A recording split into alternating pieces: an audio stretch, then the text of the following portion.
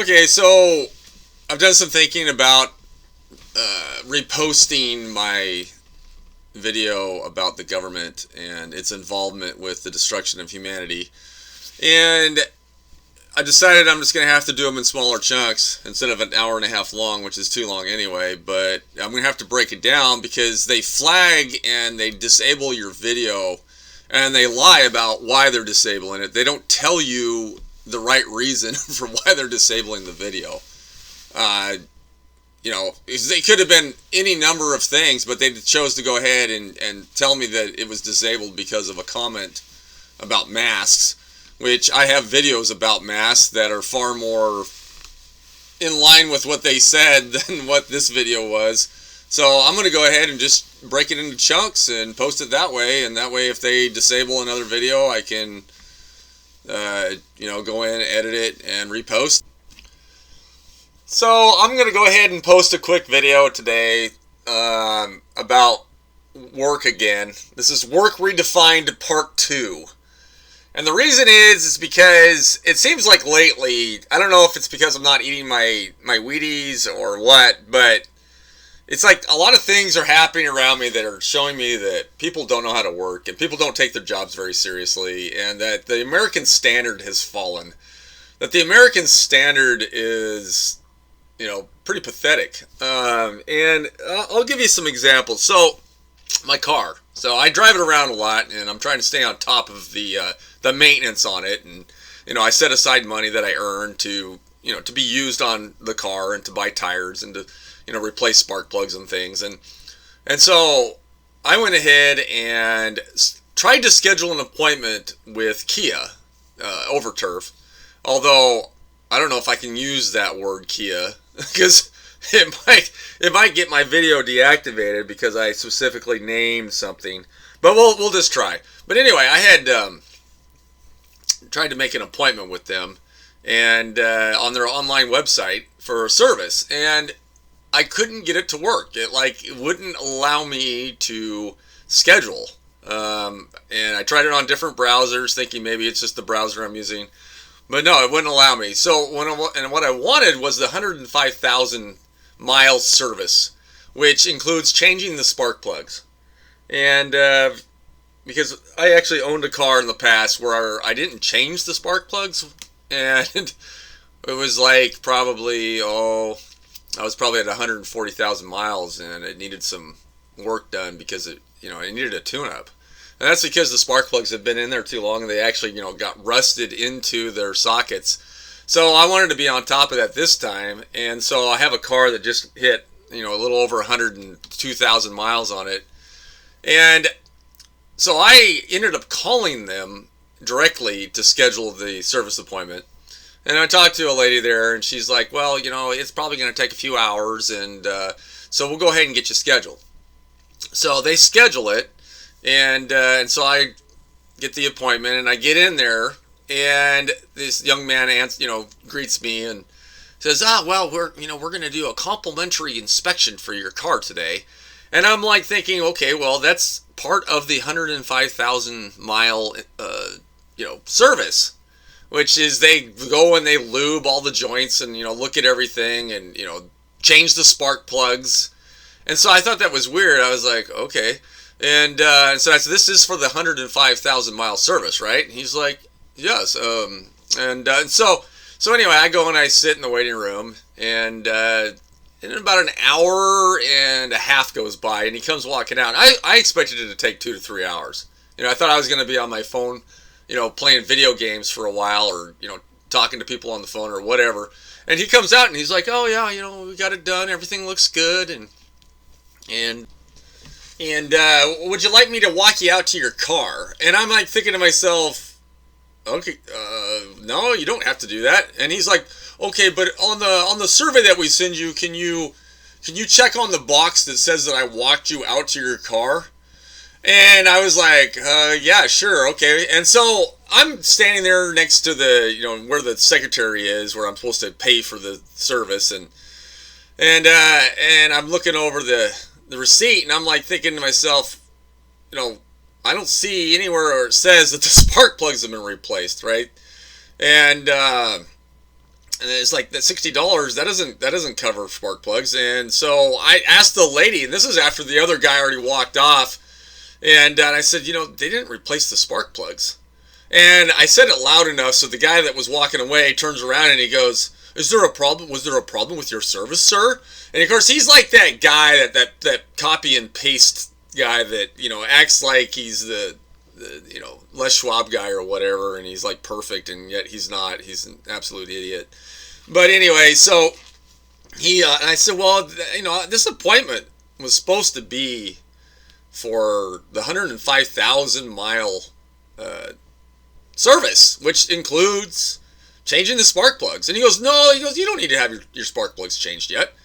And I go, oh, really? So when should they be replaced? He goes, oh, around 110 or 115,000 miles. And and at this point, I already knew, far more than this head full of mush, right? This kid was just hired. He just got done sitting around for a year because he wasn't that essential.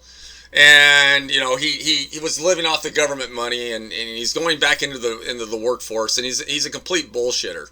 And so I wasn't going to take it any farther than that. I wasn't going to argue with the kid because what are you going to do with a head full of mush? You're not going to change him. So I go ahead and keep my mouth shut, and I said, oh well, okay, so I guess I'll just have to schedule that for a later time. And of course, in the back of my mind, I'm thinking I'm never coming back here again. And so the lady is struggling, trying to get the internet to work on their credit card reader. And so I said, you know what? Let me just pay it in cash. Because I usually carry a little bit of cash with me and I could cover $60. So I paid it in cash. And so that was that. Oh, and another thing. So it's been about 3 days since that service, and I have yet to receive the survey on how my experience was. I think after the kid basically said, "Look, can you mark on the box, that I walked you out to your car?" And then the fact that he basically lied to me about the 105,000 mile service, and that so before he actually clicked the link or whatever it was to send me the survey, he probably dodged it somehow so that way I wouldn't actually respond to in truth how the service was. Because it was horrendous. I mean, to have the guy literally act like you don't know what you're talking about, and that he's completely oblivious, and then he lies to you about when you should have your spark plugs changed. Because I've Googled it. I've looked it up in the manual. Yes, most cars they should have their spark plugs replaced around 100,000 miles. So this kid was just blowing me a bunch of smoke. So anyway, and at least he was smart enough not to send me a survey, because it would have been a scathing one, because I'm not going to go somewhere that's going to, treat me like a retard or lie to me. So, and I had been going to Corwin because I had a horrible Ford Focus, which I actually traded in after the transmission finally died on it, and there was a recall on it, and I was able to get them to fix it for free. And so as soon as that happened, I went ahead and got rid of it, and now I drive my wife's Kia, and now she got a new Kia, and we happen to like the Kia Souls. The Kia Souls have pretty good punch, and they're easy to drive, and they sit tall, and they're really especially good for old people, which is what I'm becoming, an old people. So, and then today, just to keep adding to the work redefined, I had to go to the dentist, and this is tooth that I've had. And I had to have it, supposedly had to have the cavity filled like 20 years ago. 20, actually longer than that. It was almost 30 years ago. And because I was preparing myself to go on a Mormon mission. I was going to go to Argentina and save souls. And so the dentist down in Utah, which I had already had my teeth checked from the dentist up here in Washington. The dentist down there in Utah said that he discovered 2 cavities that should be filled before I go on my trip to Argentina. Now Argentina, probably the same area I went to today is probably just as poor as it was back then. But you didn't want to have your dental work done by third world dentists, which our dentists are becoming more third world all the time. And so he ends up filling a little what do I call it, a little dent or a little dimple in your tooth. And in the process, over 30 years, the type of stuff they use to fill the cavity with, or the dentist created cavity, they used a material that can actually expand and eventually crack your teeth. And that's what happened with this tooth. This tooth had cracked because the filling had expanded and caused too much pressure and cracked it. So I had to have a partial put in. So this partial has been in probably for the last 5 years. And so the dentist I had did such a horrible job with putting that partial in that I ended up quitting that dentist. And I got a new dentist, and this was about 5 years ago. Well, so I go to this dentist, and he's like, "It looks like you got another cavity going on in that tooth that you have that partial." And so, I think we should go ahead and fill that cavity. And I was like, "Well, do you think maybe we should just make a crown?"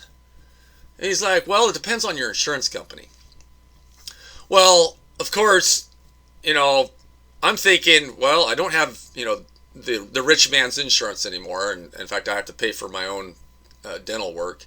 And I thought, let's just go ahead and fill it and not do a crown, because I asked him about it. I was like, "So you think we should just go with a crown?" Because, I can see it to where, if it's already got a partial on it, and now you're going to fill it in another area. I mean, this tooth is going to be like Swiss cheese. And so I went ahead and went with, he says, no, you don't need to do that. You go ahead and go with the filling. Well, the filling was expensive. I mean, it was like $650 to do it. And I had asked whether or not we should just go ahead and do a crown. Well, guess what? It's been 6 months later. And now he's like, "You got to have a crown." And I'm thinking, okay, I just paid you $650 to fill it. And now, because you missed some of the decay when you did the filling, now you're telling me I need a crown. So I'm paying for the filling and now also a crown, because we're going to cut all that work out. The other dentist from 5 years ago who put the partial in. And then, 6 months ago when he put the filling in, now that's got to go. And so now we're going to go ahead and put a crown on it. And so I'm thinking to myself, wow, this is like a golden tooth. I spent a lot of money on this tooth, and the sad thing is it never needed to be filled in the first place. Because my other doctor verified, he goes, "No, that didn't need to be filled. It's a shame that he did that." And so I'm like, oh my God, the doctor in Utah screwed me. And so here I am. I'm there today for my appointment. And so I'm sitting there. I'm not looking forward to this. And the nurses are running around. They're like scrambling. And it's like, what's going on?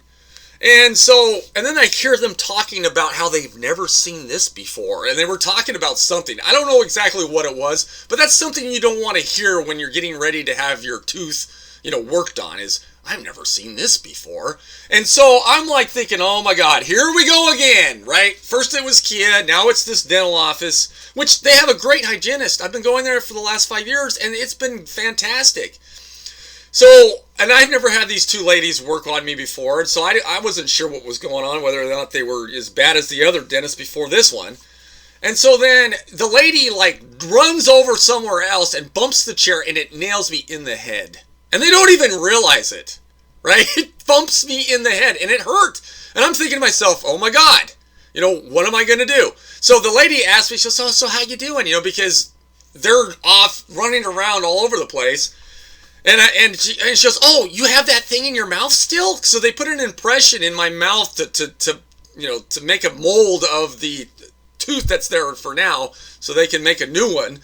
And she says, "Oh, let me take that out of your mouth." And I'm thinking to myself, oh my God, I can't keep my mouth shut. I'm going to have to say something. I said, "Well, I'm not doing very well." I said, "You guys just hit me in the head with something." And of course, I knew it was the chair, but I didn't want to say what it was exactly. And they go, "Oh, I wonder what it was." And I said, I'm not feeling very comfortable about this right now. I said, "You guys are running around, and that, you guys are about to prepare to do I called it an operation. It's not really an operation, but I should have said procedure. And I said, you guys are like running around all the place, and you guys are running into the chairs and, hitting me with stuff, and you're leaving stuff in my mouth too long. And I said, I don't feel that comfortable right now. And I said, and the last thing I said was, at least act like you know what you're doing. And of course, the entire dental office gets quiet. Now, I wasn't that loud. I naturally have a loud voice. So it wasn't like people who know me from where I used to work, they know I can be very loud. So the whole dental office just gets quiet. Like, you could hear the room that's like 5 or 6 rooms down, but there was no noise coming from it, right? And even the receptionist in the front. And so they were all, like you expect. They got all real professional, and we're sorry, and blah, blah, blah. And, I wasn't angry. I was just perturbed and thinking about all these other things that have been going on with me and how perturbed everything makes me. And so they go ahead and they resume, and it actually, they did a great job. I mean, but did they do a great job after the fact because I said something? Because the last dentist I had to go back 2 or 3, 4 times for them to put the temporary partial back on, because the people who were doing it acted like they didn't know what the heck they were doing. And so I was trying to prevent this episode to happen again with these guys. So anyway, I mean, that's just another personal experience about work redefined in America, how it's like we're becoming more and more third world, that this generation doesn't understand what hard work is and what being professional is and what it takes to run a successful business when it's more down at a personal level. It's easy to work for a big corporation where you go work in a plant somewhere and you're just dealing with the machinery and stuff. But when it's a people-oriented business, I mean, if a customer knows that you're full of that you're blowing smoke, it's not going to do well for your business. But anyway, they did do a good job, and I will be going back there again. But anyway, so until next video, see you later.